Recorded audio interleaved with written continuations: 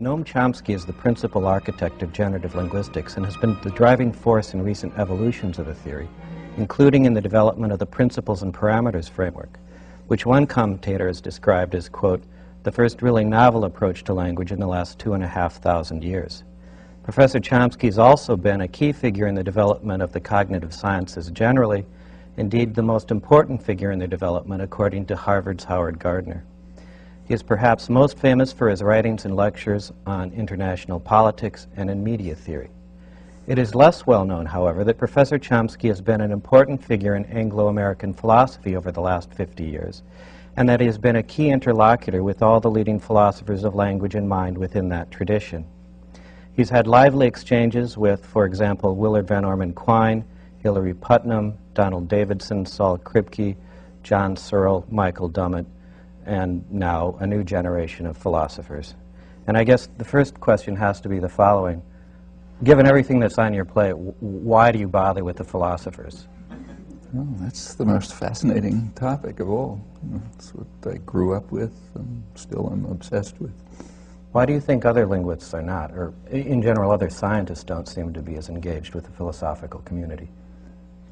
Well, scientists tend, I think, to be involved in their own technical problems and often don't think much about, what it's about. So, I've for many years taught courses in these questions and would have students read, say, Quine's papers in which he argues that everything they're doing is complete, what he called folly, and he gives arguments saying you can't possibly do it this way.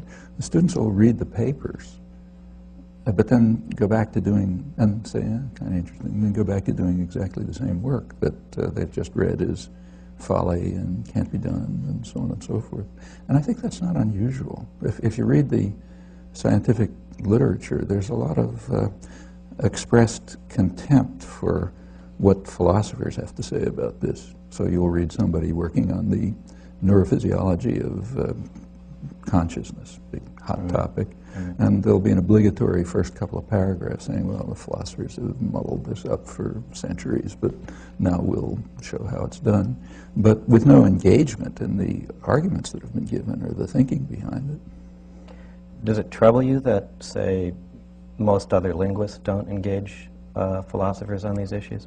It troubles me, not so much that, it's connected to a deeper problem. I think it should trouble us that we're not thinking about what we're up to. And those questions happen to be the domain of what philosophers pay attention to. Right.